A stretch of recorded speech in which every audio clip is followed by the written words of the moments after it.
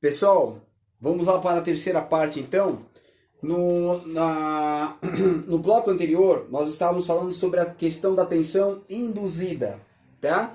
E nós vimos que conforme o campo se desenvolve, né, em cada uma das espiras, e aí depois, por fim, né, quando ele atinge o seu valor máximo, envolvendo toda a bobina, nós vimos que aparece uma tensão induzida, tá? Uma tensão induzida. Tensão essa que tem a polaridade oposta à tensão da fonte. Aí na apostila de vocês, na página 194, tá? Eu gostaria que vocês se atentassem, tá? Para o terceiro parágrafo que diz assim: a tensão gerada na bobina por autoindução tem polaridade oposta. Perceba que está em negrito aí. Tem polaridade oposta à da tensão que é aplicada nos seus terminais. Por isso é denominada de força contra-eletromotriz ou F100. Vamos tentar entender isso daqui, né? Pessoal, no bloco anterior, eu comentei com vocês o seguinte: a corrente no indutor, né, ela não cresce de forma instantânea como no resistor. Você bateu a chave, automaticamente a corrente já atinge o seu valor máximo. Isso no resistor. No indutor, né, eu tenho uma curvatura aqui até então, que depois, passado esse transitório, a corrente atinge o seu valor máximo. Nós vimos que o que causa esse efeito aqui, né, são vários eventos acontecendo concomitantemente no interior da bobina. Um deles é a corrente que está passando pela bobina, e aí o campo magnético gerado no interior dela, ele vai crescendo aos poucos, né, até atingir o seu valor máximo.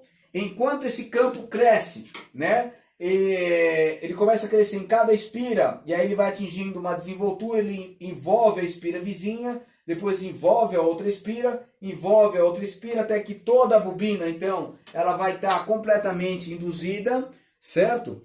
Quando isso acontece, pessoal, enquanto isso está acontecendo, eu vou ter uma tensão induzida, tá, no interior dessa bobina, tensão essa que vai se opor à tensão da fonte. Ela tem uma tensão, ou seja, ela tem uma polaridade oposta à da tensão da fonte. Se vocês observarem aí, na apostila de vocês, na página de número 195, essa figura aqui, pessoal, ela está querendo enfatizar justamente isso daí.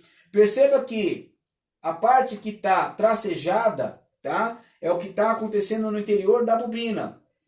Essa tensão que é gerada lá, né, na bobina por autoindução, que é a tal da força contra-eletromotriz, que tem a polaridade oposta à da tensão da fonte. Perceba que o positivo aqui está confrontando com o positivo da fonte, né? Ela acaba sendo um empecilho também, né, para que a corrente atinja o seu valor máximo.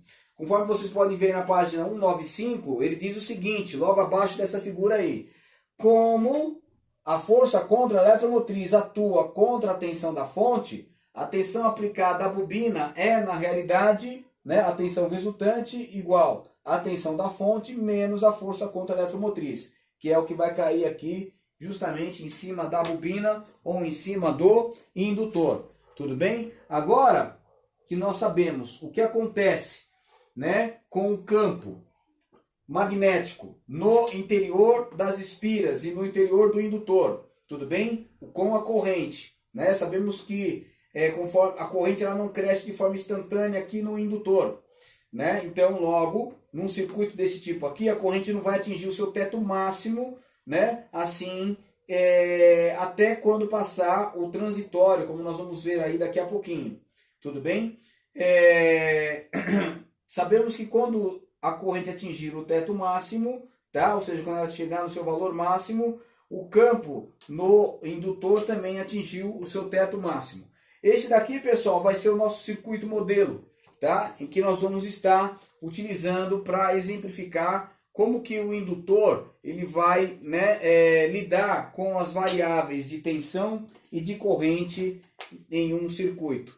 Esse circuito também é conhecido como o circuito RL, porque eu tenho resistor e indutor. Tudo bem? Eu posso ter um circuito RL série e, no caso, um circuito RL paralelo. Nesse caso aqui, para o nosso estudo, tá? Para nós entendermos aí como que o indutor interage, né, com as variáveis de corrente e tensão, nós vamos utilizar o circuito RL série. Tudo bem? Eu vou dar uma rápida passada com vocês aqui, só para entender o que vai acontecer e depois a gente vem, né, esmiuçando cada uma dessas partes. O circuito modelo vai ser esse. No primeiro momento, a tensão no indutor, tá, vai ser igual à tensão da fonte. Aqui não é porque o indutor foi arrancado, muito pelo contrário. Ele está querendo enfatizar que no início a tensão que cai sobre o indutor é igual à tensão da fonte. É como se fosse um circuito aberto. Então, né, nessa parte que é onde se abriu o circuito, eu vou ter exatamente a tensão da própria fonte. Tudo bem? A tensão no primeiro momento, ela vai atingir um teto máximo e depois ela vem caindo. Por sua vez, a corrente, né, diferentemente da tensão, ela vem de um valor mínimo até atingir o seu valor máximo. Isso a gente já sabe por que acontece. Devido àqueles vários eventos que estão acontecendo, né, em conjunta no interior da bobina. Tudo bem, pessoal? Então vamos lá. E para fechar, no final, a tensão no indutor, por que agora eu substituí aqui por um pedaço de fio? Porque a tensão no indutor vai ser praticamente zero. E no fim do transitório, o indutor ele pode ser considerado como se fosse um pedaço de fio. Tudo bem? Vou ter uma resistência extremamente baixa e a tensão no indutor vai ser praticamente zero, caindo toda a parcela de tensão em cima do resistor que vai estar ligado em série com o indutor. Tranquilo? Então vamos lá. Assim que eu fecho a chave, ou seja, no instante t igual a zero, tá? Como eu falei para vocês, a tensão do indutor que cai sobre o indutor é praticamente a tensão da fonte, E volts, E volts. Tudo bem?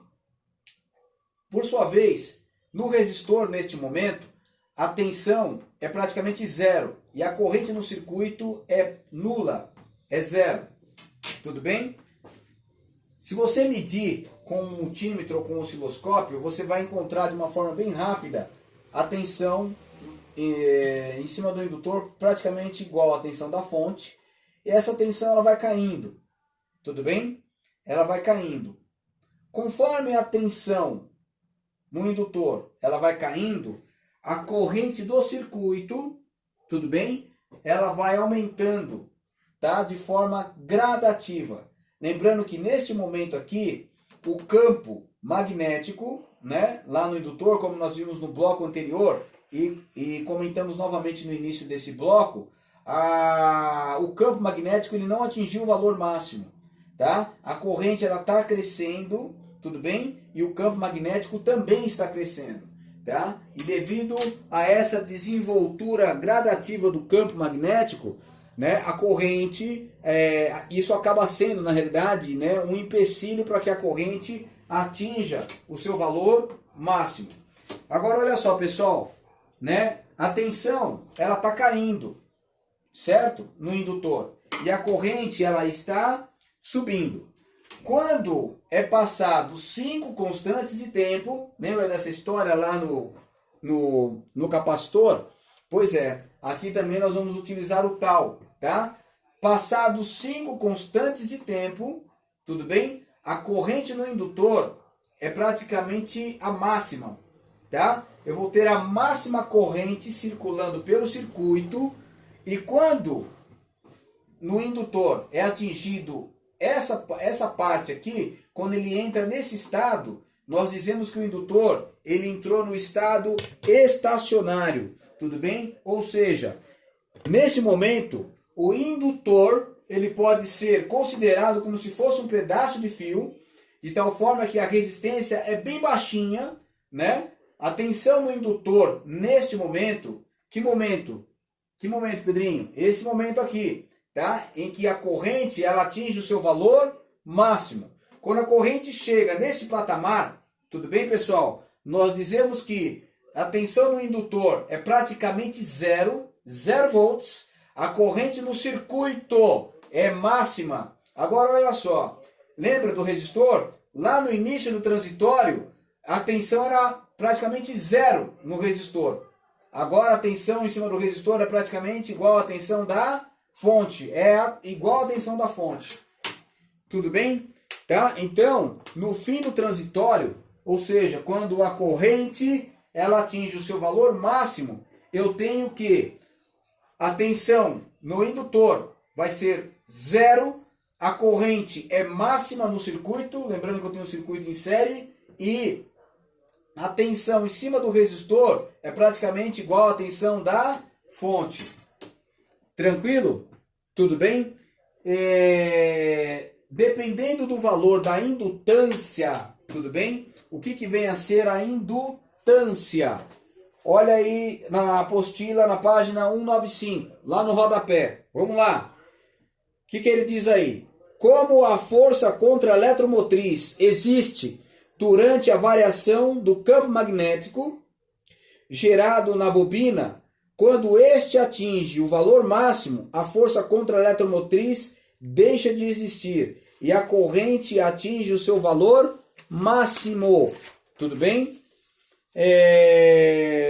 O gráfico a seguir ilustra detalhadamente o que foi descrito. O gráfico aí no caso da página 196. Aí ele diz o seguinte: o mesmo fenômeno ocorre quando a chave é desligada. A contração do campo induz uma força contra-eletromotriz na bobina, retardando o decréscimo da corrente. Essa capacidade de se opor às variações da corrente é denominada de indutância e é representada pela letra L. Tá? A unidade de medida da indutância é o Henry, representada pela letra H. Essa unidade de medida tem submúltiplos, muitos usados em eletrônica. Veja a tabela a seguir. Depois você dá uma olhadinha na tabela da página 196 aí na sua casa. O que está representando esse gráfico aqui, pessoal? Conforme o valor da indutância, ou seja, do valor em Henry, tá? Quando ele diz aqui o R constante, ele está querendo enfatizar o seguinte, que o indutor, tá? A bobina, ela possui uma resistência já na constituição dela. No caso aqui, se eu manter a resistência constante, não é a resistência que está ligada em série com o resistor, hein? Com o indutor. Não é aquela resistência. Ou seja, não é essa resistência aqui, tá? É a resistência da bobina, tá? Da bobina propriamente dita. Ele se refere à resistência da bobina, tá? Então veja só, conforme eu mantendo a resistência constante, ou seja, mantendo o mesmo material para os três tipos de bobina aqui, mas eu for variando somente a indutância, tá? Eu vou ter que o transitório, tá? De corrente em função do tempo, ele vai demorar mais. Então perceba que aqui, ó, pelo que a gente acabou de estudar agora há pouco, né? A indutância 3, o L3 é a que tem a maior indutância. Para que a corrente atinja o seu teto máximo, demora muito mais. Ao passo que a L1, né, a indutância ela é a menor que tem. Logo, assim que eu bato a chave, rapidamente a corrente vai atingir o seu teto máximo. Tá? Esse transitório foi o que nós estudamos aqui agora. Tranquilo? Então, dependendo do valor da indutância, essa corrente ela vai atingir o seu valor mais rapidamente ou vai demorar um pouco. Tranquilo, gente? Muito bem. Na aula de eletromagnetismo, eu comentei com vocês que existem bobinas, tá? Com núcleo de ar, com núcleo de ferro e variável. Nós também vamos ter indutor com essas características, tá? Vamos ter vários tipos de indutores. Essa parte aqui, pessoal, tá? Eu vou estar enviando para vocês aí dentro em breve, mostrando os vários tipos de indutores que nós temos, tá? Vamos ter vários tipos de indutores para as mais diversas aplicações aí na elétrica e na eletrônica. Tudo bem? Já está batendo aqui 15 minutos, daqui a pouco meu celular ele vai parar a gravação. Eu vou estar finalizando aqui com vocês essa parte, tá, de indutores. Depois eu vou estar dando as instruções no final da página, ou seja, no final do capítulo, aliás, do capítulo de indutores, eu vou ter aí a associação de indutores, e depois na página 198 e 199, tá? Eu vou ter os exercícios de fixação. Então, da página 198 até a página 200, vocês vão fazer esses exercícios como vocês fizeram com magnetismo e eletromagnetismo e passar para mim, tudo bem? Lá via Google Class, tá? Eu vou estar fechando essa parte aqui e depois nós vamos nos falando via Google Class e pelo WhatsApp, tá bom? Lembrando também que os indutores, assim como os resistores e os capacitores, ele também tem uma associação, tá? E a associação de indutores é exatamente igual à de resistores, não muda nada, tá? As mesmas equações que vocês utilizaram lá para resistores, vocês podem utilizar também para indutores, tá bom? Um grande abraço e bons estudos aí a todos.